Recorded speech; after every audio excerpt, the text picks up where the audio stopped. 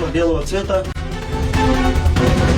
Улуттук коопсуздук мамлекеттик комитети Бишкек шаарындагы түнкү эс алуу жайларына рейдтик иш-чараларын өткөрдү. Бул текшерүү мындан бир нече күн мурун Чекит YouTube каналы чыгарган видео материалдын алкагында ишке ашты. Видеодо маалымдалгандай Бишкек шаарынын так ортосунда ЛГБТ коомчулугунун эс алуу жайы бар экени, анда аталган жамааттын өкүлдөрү жүргөнүн көрсөтүп берген.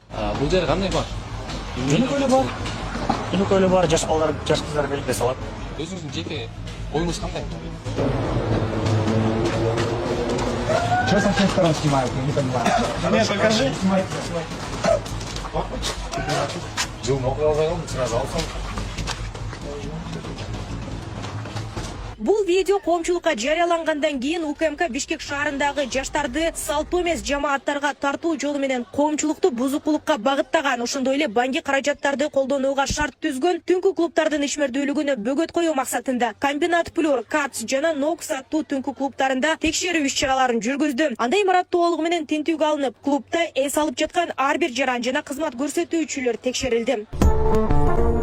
Рейдтин жыйынтыгында КАЦ жана Комбинат Плюр түнкү клубдарынын ишмердүүлүгү коомчулукка ЛГБТга адамдарды тартуу жана банги заттарды колдонуу аркылуу жаштарды бузукулукка багытталгандыгы аныкталган. Ошондой эле психотроптук дары-дармектер жана башка дарыкана наркозу табылган. НОКС түнкү клубунда дааратканалардан ак күкүм салынган пакеттер табылып, клубдун ээсине жана администраторлоруна карата түшүндүрүү иштери жүргүзүлдү. Мындан улам аталган түнкү клубдар толугу менен жабылып, атайын кызмат мөөр басып кеткен. Сверток известного вещества белого цвета в количестве 3 пакетов, мини-пакетов. Виделись? Нет? Уже оканчивается. Следующий стол у нас хозяйка.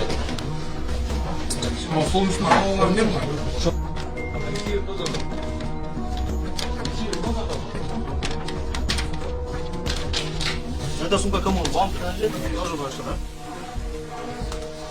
Есть еще запрещенные предметы вещества? Сумки. Если добровольно. Там только это спортивный состав. А это черное? Пошли.